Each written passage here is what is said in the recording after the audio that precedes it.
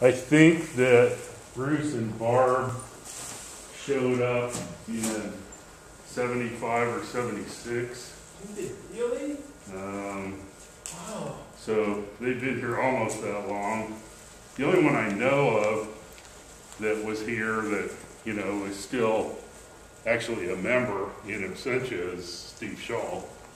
Because he started it. And he was an astronaut, wasn't he? Yeah. No. He was just a professor. I didn't realize that Bruce and Barb were here when I was president of the club. Well, I don't know how involved they were with the club at that time because Steve was running it. Yeah, he was my advisor. Right. But I'm thinking back, there was a woman who reminds me of Barb, who was sharp, who was in the club. And I'm like, gee, was that Barb? I'm not 100% sure. I'm probably 80% sure that they got here like 75, 76-ish, somewhere in there. Back then, our rules of order were modeled on the Greenpeace rules of order. Oh, We decided everything by consensus. Imagine that. Ooh. How'd you like to do that, Rick? If that's what you guys want to do, whatever. When people I think there's a lot. I think that when there's a lot more people, that there needs to be some sort of a semblance of order. But I mean, I think we all kind of go in the same direction most of the time. So Yeah, we did that too.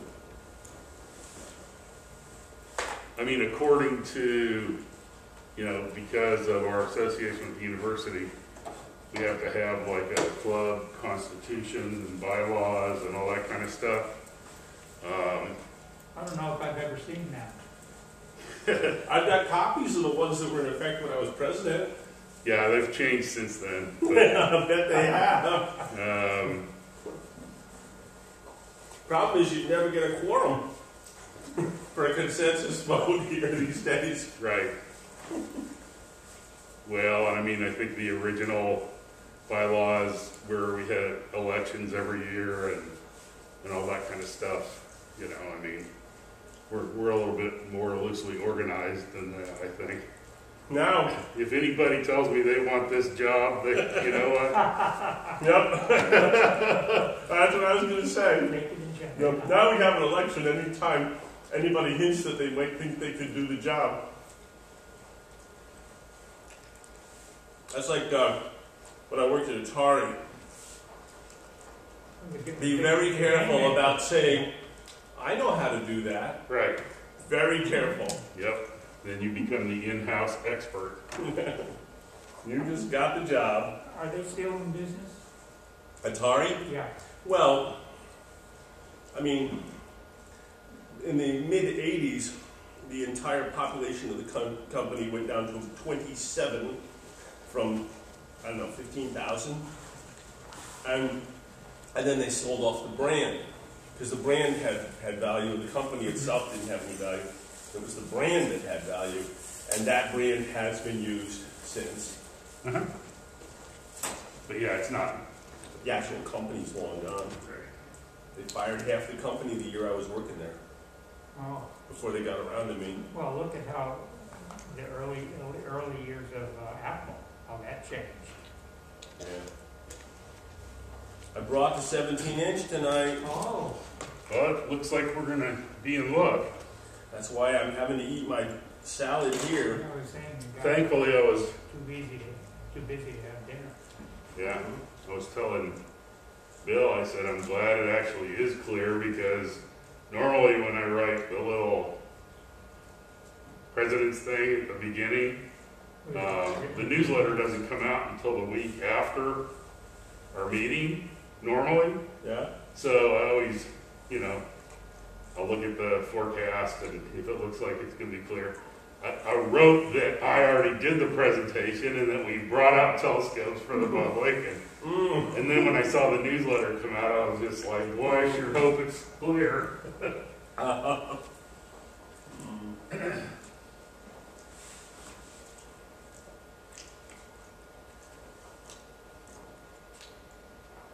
know Parker is in Colorado this week, so he's not going to be joining us. We got a few. How about Howard Eden? So I've got four. I don't know. My first was about 44 years ago. I said 43, but that's when I was president. 44 years ago. No, 43. How is that possible? Yeah, 43 years ago. Yeah, I was just saying, I joined in '85. Bill, when did you join? Well, I'm a relative newbie because I've lived in many places and been in many astronomy clubs. Each time I moved, I had an astronomy club. It was good. That and the Catholic Church. Those two things work well. As long as they don't talk to each other too much. Well, as with Galileo, they did have some problems. Yeah, they. So I was around when we were still doing the Friday night labs. I love doing that. I did too. That was a lot of fun. Oh. And I liked using the 14-inch. I liked using the 27-inch. I liked using the Clark. Yeah, I'll bet using that 27 was fun. Yeah. And the Clark. It was a little dangerous towards the end. When you used the 27-inch, did you use that big drive system that was like a mini computer that was over by the wall to drive it? No. I'm not even sure that it actually worked. I know, that everyone told me. When I arrived, they told me that doesn't work. And I said, do you mind if I try it? And so I checked it all out, figured it out. It totally worked. It was just no one wanted to figure it out. However, it was an awfully big and complicated system for what it did for the day. But I used it the whole time I was there. That's how I drove the scope. It turned out, I know we were in there and saw that. Oh, did you get to go in there? Yeah, I was with you. Oh, okay. Yeah, but that really brought memories back. It looks good. Oh yeah, boy, isn't that nice? Yeah. It shows relative sizes of scopes too.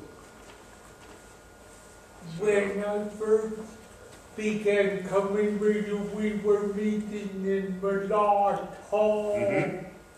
In Room 2001. 2001, that's right. And also we detected a rock moving over the outer door. Yeah, technology. Well, and you know, between Bruce and Barb, they were probably doing at least half, if not a little bit over half, of all the monthly presentations. Right. I love those. They did great presentations. Yep. Hey, Ray. I've let the two of them alone for a while, just so that they could kind of enjoy being retired. Absolutely. And I know, they've tried to take some opportunities throughout the last 2 years with all the other stuff going on to go to New York to visit their daughter and grandkids. So I've been kind of not bothering them, but I'm about ready to bother them again. Well, we're coming up in the solar cycle, and they've got that really cool gadget. Right. But they're both, I think, pretty well tuned into what the web is going to do. So, Right. So they retired from the university. Can they still? I mean, the data from the James Webb is going to be coming in. Can they still do astronomy with data from the James Webb at last? well, I mean, Barb's been waiting for that for so long. anybody can do the astronomy, I think, because a large portion of it is going to just there's going to be public access. Certain specific things that it does when it's doing research for, you know, when scientists are allocated time, they're probably doing it for a thesis or some kind of research project. So that probably will have to wait till after the papers get published before that data is available. But there's going to be so much. It's going to be like all the other modern. There's going to be so much data coming from that thing that. It can work day and night. The shield covers up the sun, So it can't work in the day.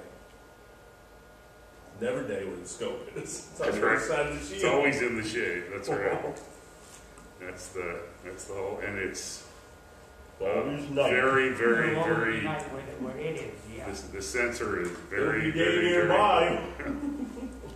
Very near, but yeah, that'll have a sort of. In a few years, do we want to do a big trip down to Texas?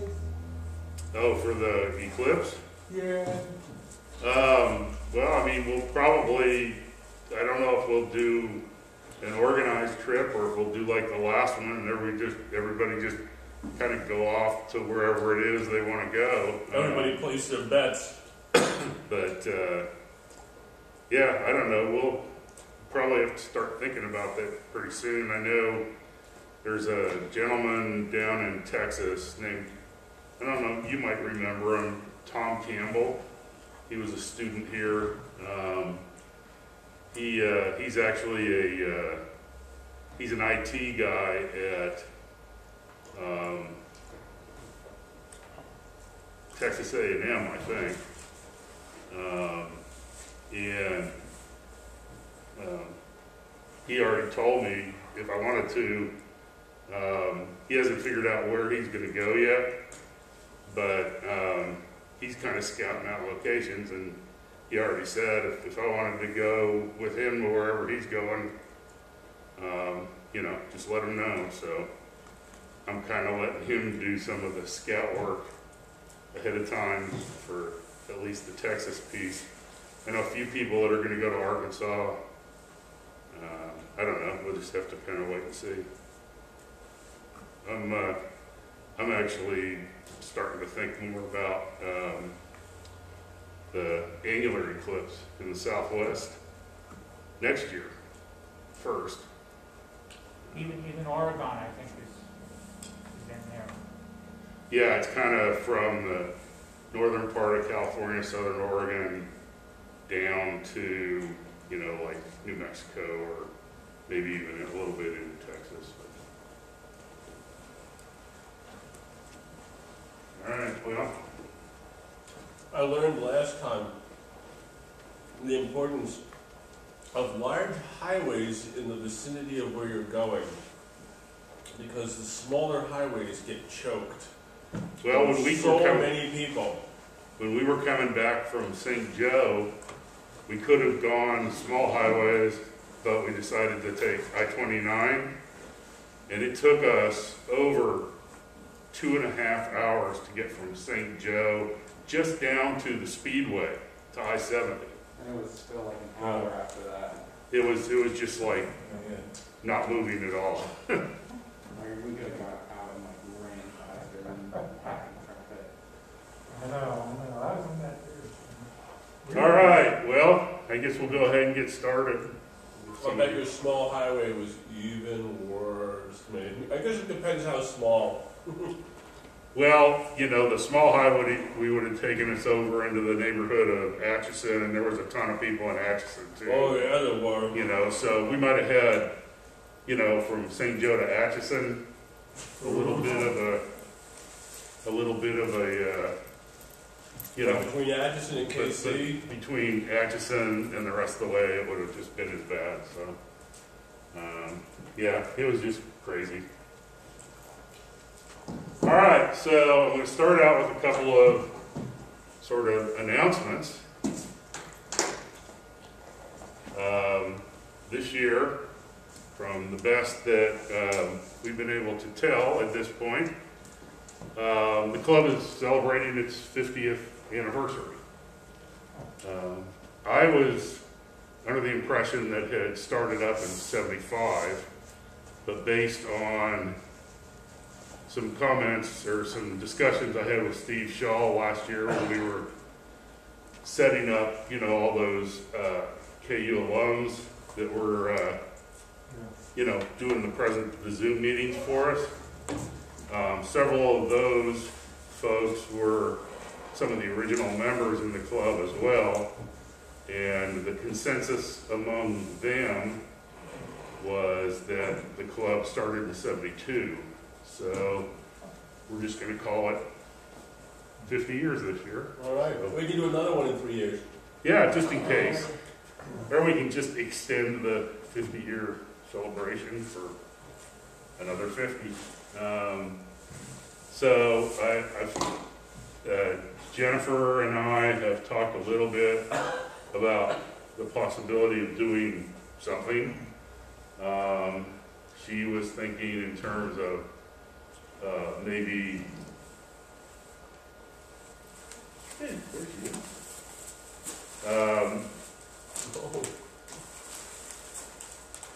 Having an event out here, maybe at the beginning of summer or something like that, where almost like a star party, maybe combine that with not ACA marathon well in March. No, it would be later than that. But maybe do some training for some of her grad students on how to use the telescopes, you know, that afternoon or early evening when it's still light out. And then maybe have just a big star party combined with some of the department folks and the club people. So we'll keep everybody posted on that. And then the second big announcement.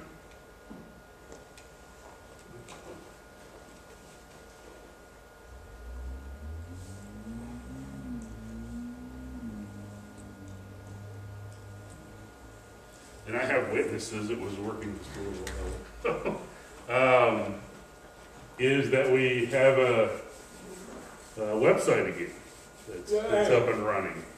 So the homepage, which is just the astronaal.ku.edu, is really just kind of a cover page. There's a couple of articles, nice articles in there. But at the top, there's a little box with says Astronomy Associates of Lawrence, and then a link that says about AAL.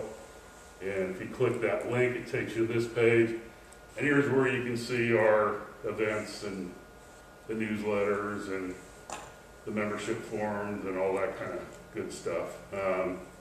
Not quite as extensive as what we had before, but better than what we had 2 months ago by a long shot. So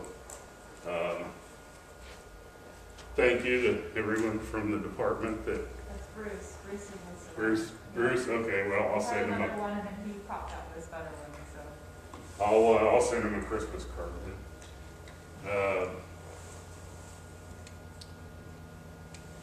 Okay. So those were kind of the big announcements, but today we're going to talk about who invented the telescope. The original deck for this presentation was developed for the International Year of Astronomy in 2009, which was also the 400-year anniversary of Galileo using his telescope for astronomical purposes. But I've edited and expanded it significantly from the original. It was just the 3 or 4 main characters involved in the original presentation. I think it was only like 8 or 9 slides. And it's a little bit more than that now. So that's what we're going to talk about tonight. At one point we can turn the lights off. Oh, sure we can. Is that better? That's Nicely done. That's good.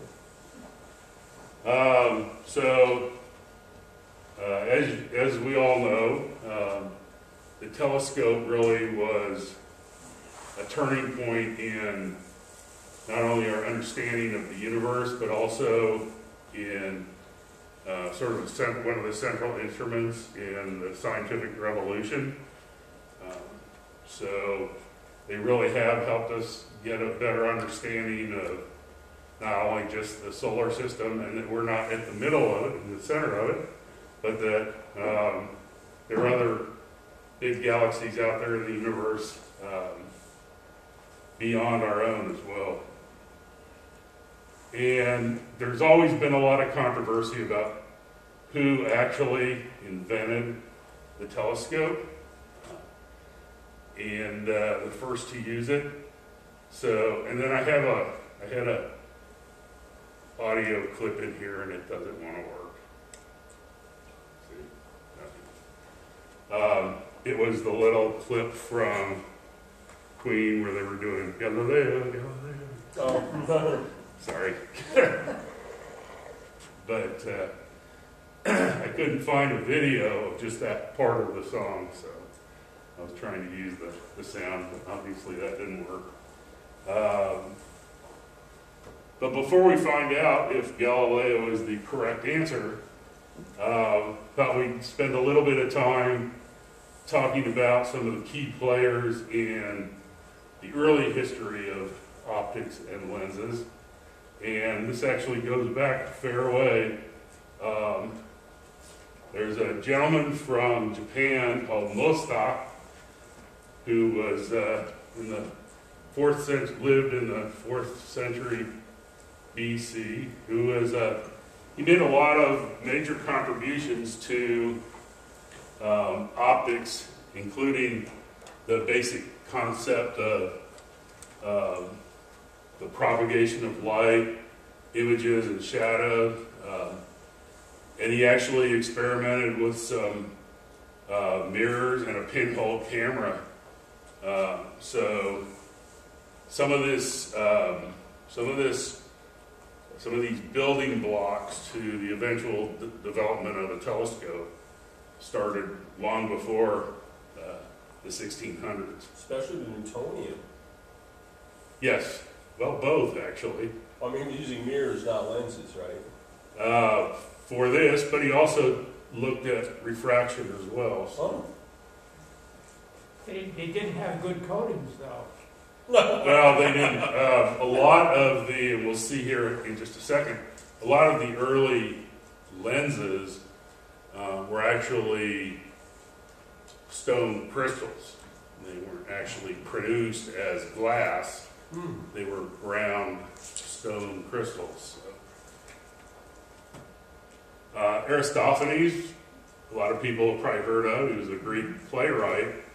But he also recorded that glasses of different shapes, when they were filled with water, refracted light differently. And actually in one of his plays, this little conversation took place. Have you ever seen a beautiful transparent stone at the druggist's, by which you may kindle fire? A lot of these, they were called burning stones. They weren't necessarily used for optical, but they were used to focus light to start fires. And he answered, you mean a crystal lens? And that's right. But if you place yourself with the stone and the sun a long way from the clerk, a person that was in the play, while he was writing out the conviction, I could make all the wax, which the words were written, melt. So, again, they understood how light was focused through a lens many, many years. This is called the Nimrud lens. It was found in the ancient Assyrian city of Nimrud, excavated in 1850, but it dates back to the 8th century BC. Now, no one really knows what it was used for. Whether it was used as a magnifying lens or as a burning lens. Some archaeologists believe that it was just used as a piece of decoration on some furniture. Do you know what size it is? The pictures that I've seen of the actual lens next to other physical things, it's not very large. But it does have a ground surface. So, I mean, it was manipulated.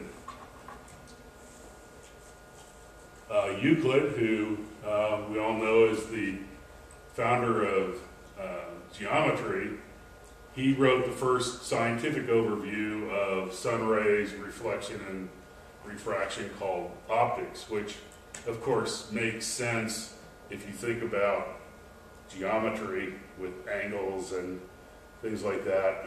It would make sense that Euclid would put some work into trying to see how light reflected and refracted. 5 centuries later, Ptolemy would actually continue his Euclid's research. And then, of course, Ptolemy, he was one of the great scientists, philosophers, as they were known back then, in Alexandria, while it was under Roman rule.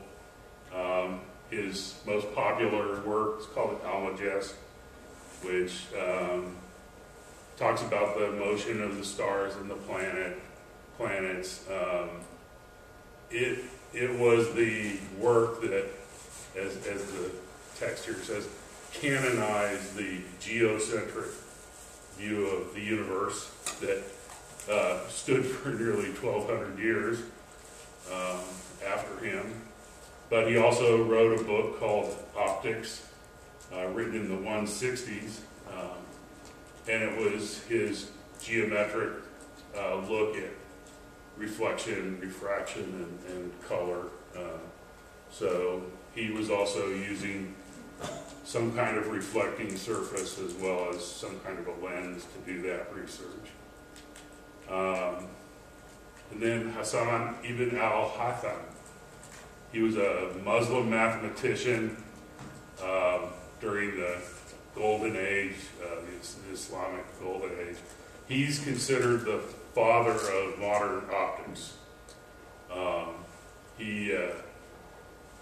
He made significant contributions through a work that he wrote called the Book of Optics, that was written about between 1011 and 1021. And once that work was translated into Latin, it was basically the foundation of all European study of optics and light. And one of his disciples, Vitello, and I'm not even going to attempt the last name. Thankfully, he's just known as Vitello, so Vitello, I guess. He was from Poland, but he spent most of his life in Italy. And he wrote a book on optics that basically expanded on Al-Haytham's work, and it was called Perspectiva. And he was trying to establish if there were some kind of mathematical laws of refraction. But he was also the first to show that the twinkling of the stars was due to movement of air within our atmosphere. Don't you want to know how he did that? Yeah, well, there's his name and there's the book, so I doubt they have it at the library, but I'm sure you could read more about it. Roger Bacon was a philosopher and Franciscan friar. Because of his,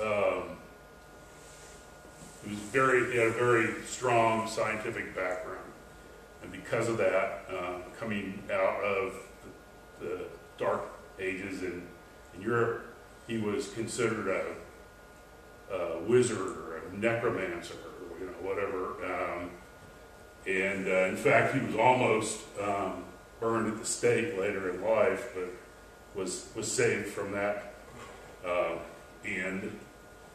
But he also introduced gunpowder. He didn't invent gunpowder, that was in China, but he was the first to introduce gunpowder into Europe. He commented on the possibility of heavier than air flight sometime before the first heavier than air flight actually took place. But in his major work, Opus Majus, he discussed the effect of mirrors and convex lenses. And he was the first to appreciate, or at least the first to mention in some kind of publication, that lenses could be used as optical aids. And he also described, and this, remember, we're in the 1200s now, he also described the magnification of distant objects using different glasses. So there was already an understanding of what could be done with these lenses, and several of these folks in this presentation have, because of their fame and their scientific endeavors, have litter creators.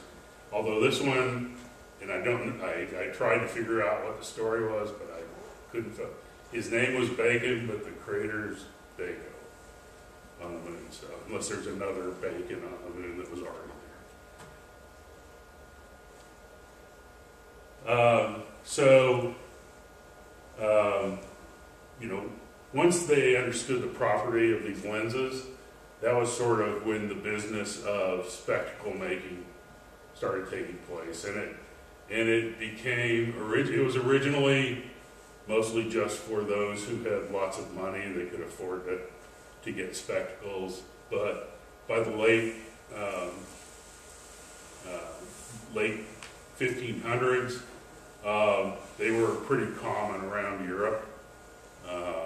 Lots of spectacle makers. And there were already reports, again in the 1500s, about the ability of lenses to make distant things look as if they were near. So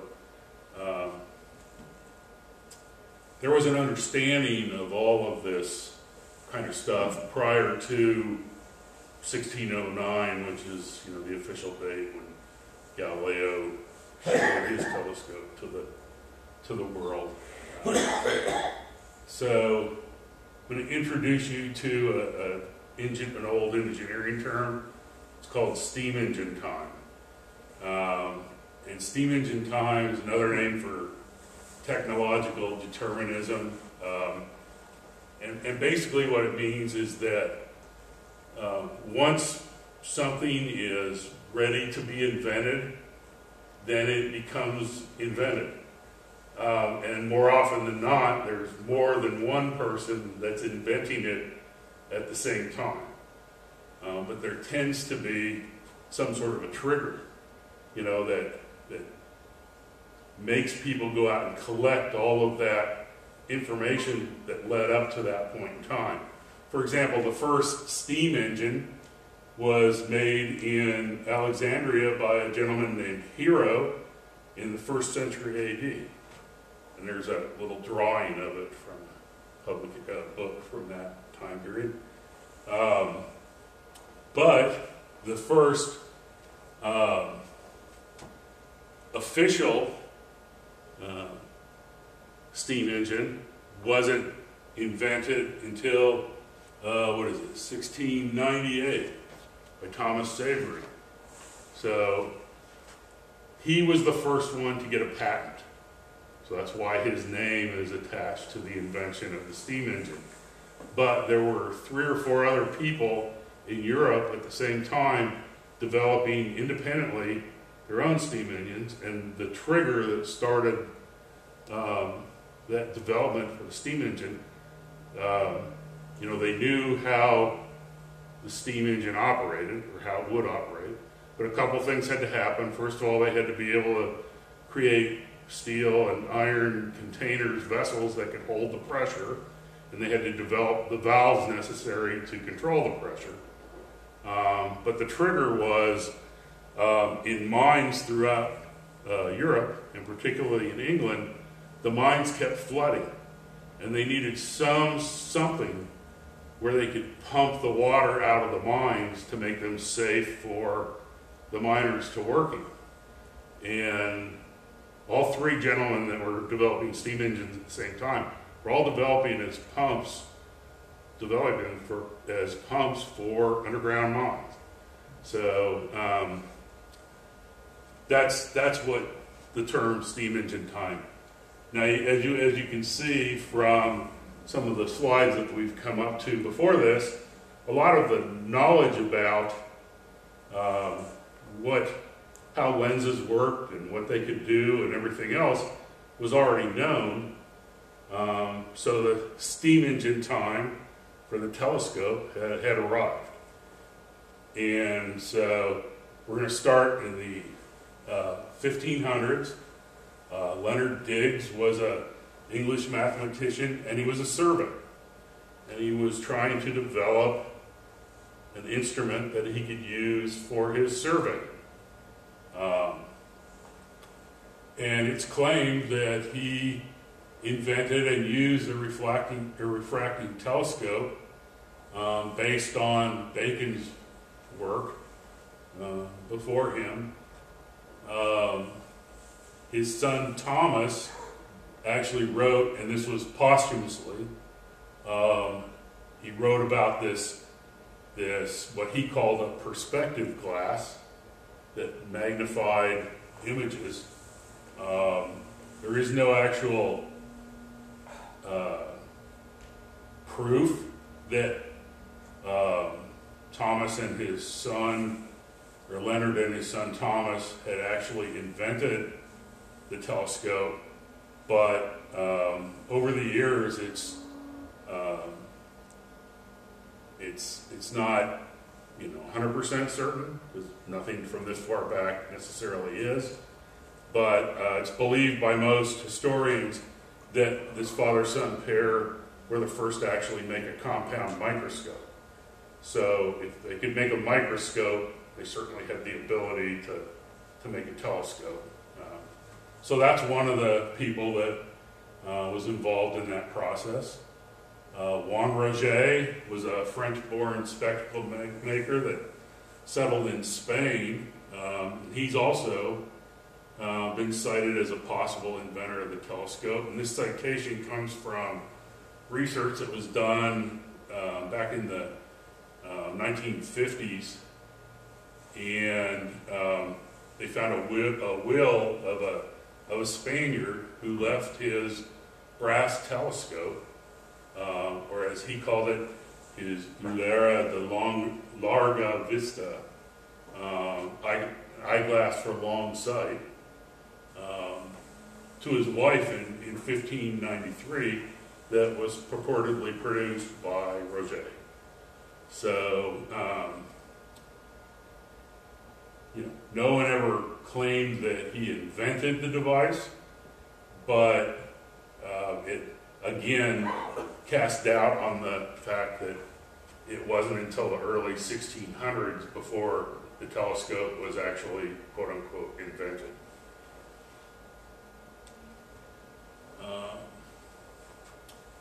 Della Porta was an Italian scholar, and he was also claimed to have invented the first telescope, but he died while he was writing his treatise about his telescope. But he did make a drawing of his invention that survived, which looks an awful lot like a telescope. And this was from a letter he wrote in 1609, which would have been, in the same time frame as some of the other people that were working on telescopes. Then, of course, we have Hans Lippershey, who most people say that he was the one that invented the telescope. He was a spectacle maker in the Netherlands. He presented the telescope as we know it today, and it's recorded in a letter that he wrote in 1608. And he developed this device that could magnify a view so that, according to the letter, all things at a very great distance can be seen as if they were nearby by looking through glasses, which he claims to be a new invention. So he applied for a patent on the device, which he never received. And the reason for that is there were two other people that applied for patents at the same time, and the Dutch government didn't want to have to make a choice, so they just didn't accept any of the applications for a patent. But he's the first person that we know of that officially recorded actually producing a device. Zacharias Johnson, he was also a spectacle maker. Funny enough, he was a next door neighbor of Hans Lippershey.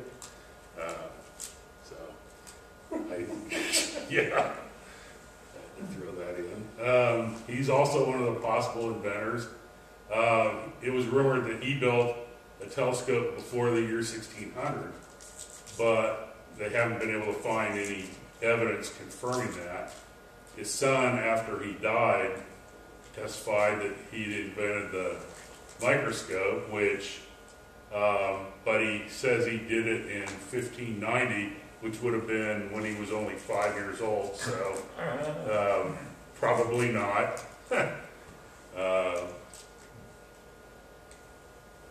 And then Jacob Madius, who's another Dutch instrument maker who also applied for a patent 2 weeks after Lippershey did.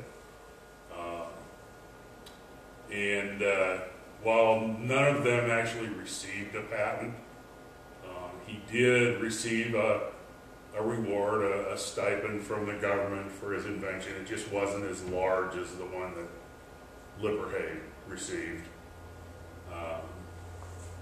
He had called his telescope, according to his brother, Perspicilla, which is telescope, I guess, in several of his books a few years later. Thomas Harriot was an English scientist and a cartographer, and he may have been the first person to actually use a telescope to do astronomy.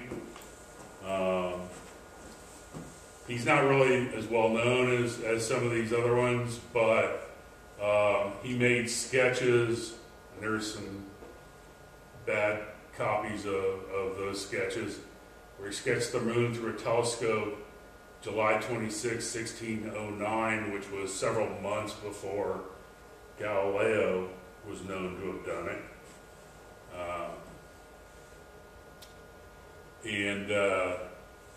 He also was one of the first people to observe sunspots on the sun, which Galileo also did later on.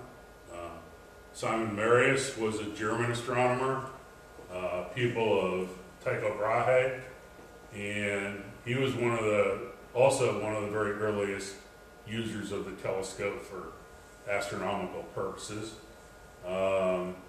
He claimed to have seen the 4 largest moons of Jupiter in December 1609, although Galileo, who recorded them in 1610, is usually credited with the discovery. But it's interesting to note that it was Marius who actually gave those 4 moons their name. So they're Galilean moons named by someone other than Galileo.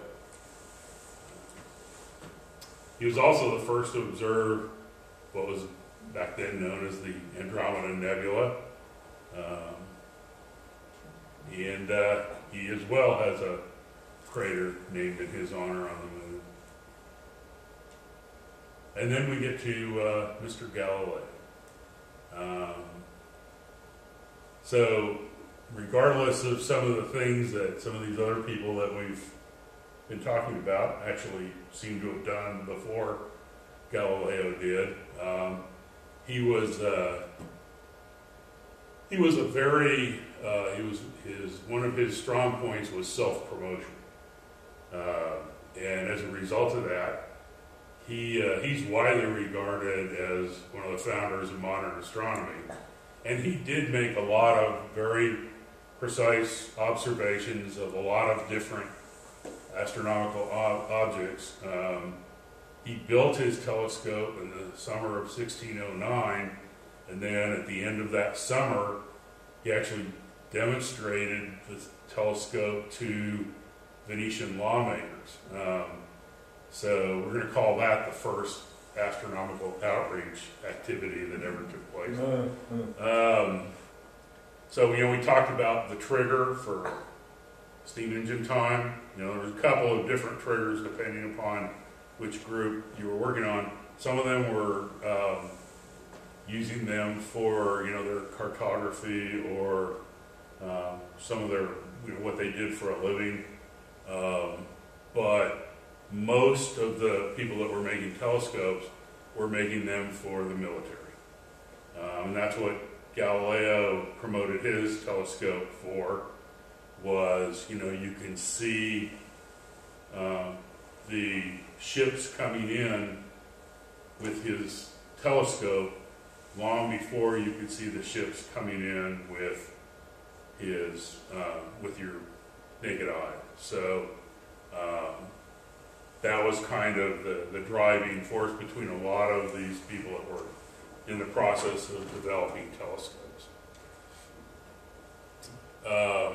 So his original telescope that he made only magnified 3 times, which you remember the Nimrud lens? That magnified about 3 times as well. But his next telescope that he built was actually a 20-power telescope, and that was the one where he observed the moon and made some really fascinating drawings and quote-unquote discovered the 4 largest moons of Jupiter. He also went on to study sunspots and the phases of Venus. He wasn't sure what was going on with Saturn. He saw Saturn and he thought of, he originally thought that the two, all he could see was a large center and almost like 2 ears on the planet. What he thought it was 2 large moons that were just so close that he couldn't distinguish them. As it turns out, it was millions of little moons that were too small for him to distinguish. But there's a drawing of his telescope and some of his notes and drawings that he made with it. And Bill and I were talking. You saw this in Philadelphia? Franklin Institute. The Franklin Institute. There's also copies of his original telescopes at the Smithsonian in Washington, D.C., if anybody ever wants to go take a peek. And then I think a couple of the actual instruments are in museums in Europe. So Demisiani, who was a mathematician, he didn't actually develop any kind of telescope, but he was the person that gave the telescope its name. He named these optical devices a telescope after visiting one of Galileo's telescope that was in a science academy in Italy. So he was the first person to coin the term telescope, and it obviously stuck.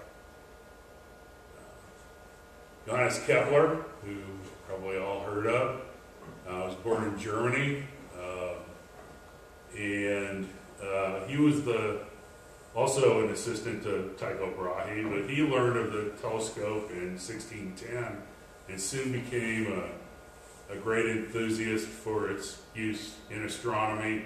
And he actually he used a telescope to, look at Jupiter's moons, but he also published a work on telescope theory where he described a new kind of telescope. Instead of using a convex and a concave lens like Galileo's telescope, this used two convex lenses. It was later known as a Keplerian telescope. It's not very common today, but your comment earlier, Bill, about the sun spotter that the university has, that's a folded Keplerian telescope. So it's using two convex lenses. James Gregory was a mathematician and astronomer.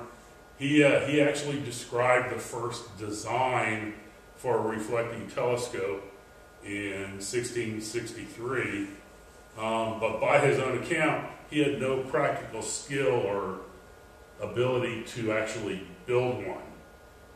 And he asked for people to please build one for me without any success. So he lost out on the race to actually build the first reflecting telescope to Sir Isaac Newton. And his design is known as a Gregorian reflector. And again, it's not used a lot today, but he was actually the first one to actually design a reflecting telescope. But Sir Isaac Newton was the first one to actually build a reflecting telescope.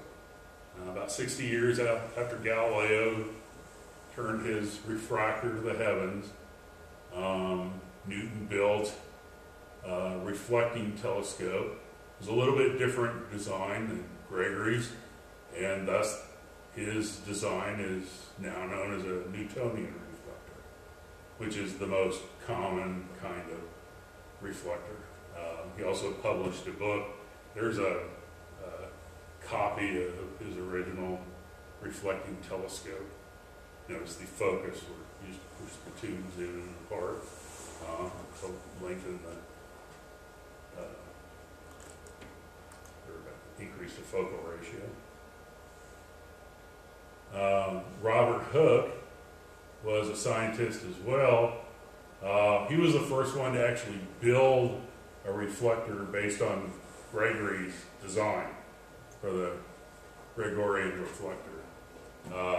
Unfortunately, and unfortunately for Gregory, it was built 5 years after Sir Isaac Newton built his reflecting telescope. But he discovered the fifth star in the trapezium, and he also observed not only Jupiter and Mars, but he calculated the rotational period of both planets using his small reflecting telescope, which is pretty amazing. Laurent Cassegrain was a Catholic priest, and he had a lot of different interests.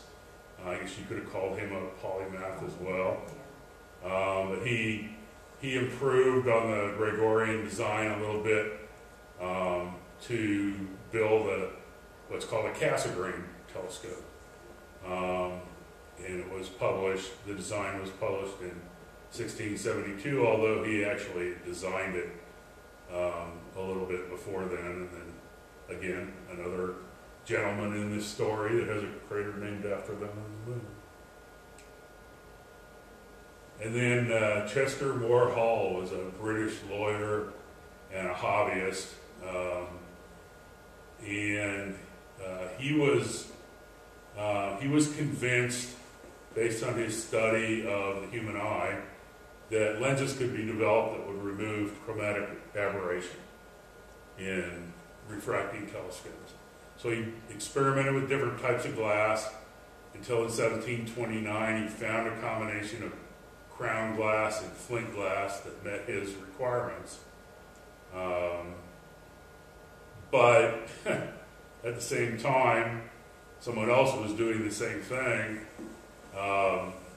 and John Dolan actually received the Copley Award from the Royal Society for the invention, which was contested by yet another inventor, Ramsden, who we've probably all heard of, Ramsden-style eyepieces. We can curse them today, maybe. Yes, well, I mean, considering what was available before them, but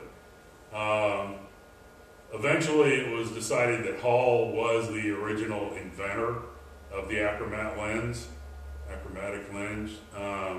but he really didn't care, you know. So John Dolan was actually the one that stole his invention but gained all the financial benefits of that theft. So this is about the first 110, 125 years or so of the telescope. It was a very busy time. Many claims have been made, and probably a few people whose names you might not have ever heard of before. Certainly while I was doing the research for this, there were names I had never heard of before. But when it was telescope time, telescopes showed up, and they showed up in many different locations, all in a pretty condensed period of time. But obviously it needed all that work that we talked about at the beginning with refraction and lenses and mirrors and reflection and everything before any of those could be produced. So who actually invented the first telescope? The world may know. I think most people agree at this point. While most of the credit goes to the spectacle makers in Holland, I think most scholars agree that the ideas for the telescope probably came from spectacle makers in Italy and traveled to Holland, where those spectacle makers actually produced telescopes, which ended up traveling back down to Italy. And then, you know, the race was on to, as we know, the history beyond this point, in the 19th century in particular, and the late 18th century, you know, with Messier and the construction of all the massive reflecting telescopes and everything. The rest, as they say, is history. But there are a lot of people involved in the development of the telescope. And, you know, many of them should at least share, I think, some of the credit for the actual invention. And size-wise, the size reached Lord Ross's 48-inch and Yep. used up until 1815. It wasn't used until after 1815. Right, You need and all it was kinds of ropes with and speculum mirrors that Yeah. were constantly having to. It took Lord Ross's telescope took 6 servants to move with pulleys and ropes and everything when he needed to start observing something other than what he had been looking at that time.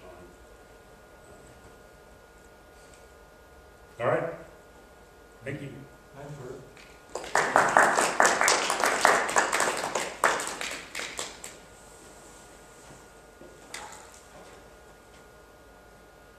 Questions? Rick, Yes. many years ago, when I moved to Lawrence, I went to a little folk concert, and lo and behold, the guy, his name was Ellis Paul, where he is, I don't know. And here, I'm going to play you 30 seconds or so of the song. Okay. okay, because it's pertinent.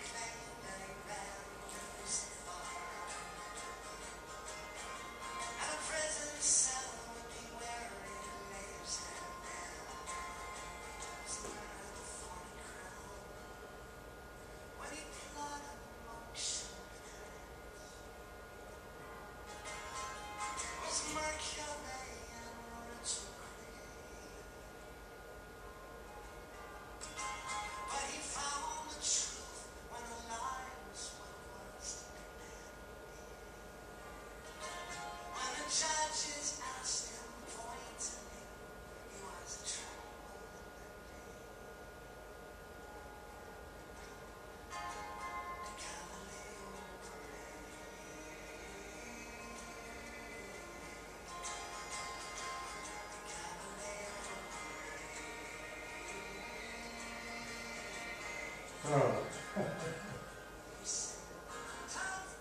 I like that song. Ellis Paul sings that song. Excellent. If you have seen a chance to see the January Sky and Telescope, it has a good discussion of some of the artistic deep sky atlases from the 1500s to 1801. This is the 1801 Bodie atlas. The reason I brought it was our member Dave Cole is a significant collector of atlases of this type. And was it 2 years ago or 1 year ago, he gave a dinner at which he exhibited some of his original atlases. Would have been during the holidays of 2019. Yeah. Pre-COVID. Definitely pre-COVID, so yeah. Yeah, 2019. So there's a nice display in the January issue. And in the November Scientific American, there's a nice photo gallery of the building of the James Webb Telescope before they packed it into the Ariane 5 rocket. You might want to take a look at that. And thankfully it unpacked. The Ariane 5 rocket. And it's now at L2. It's there. All they're doing now is collimating the optics and making all the adjustments to all the different mirror sections and the secondary mirror to make sure everything's lined up. And I guess that's only supposed to take a few months. Yes, well, as we were talking about, I'm sure they'll be tweaking it and then taking some images that aren't going to get released to the public and then tweaking it a little bit more. Yeah, no, it's exciting. I know all the bad things that everybody was worried were going to happen, we've made it past all those landmarks, so hopefully it continues to go as smoothly as it has. All right, well, I think at least when we came in it was clear out, so I'm curious whether I brought the trailer with the 17-inch telescope. Who wants to stick around and look through it if I go to the trouble of digging it out? That's a yes there. Have I got one person? oh, I'm hanging around. If I don't see hands, I I'm going to call. Okay.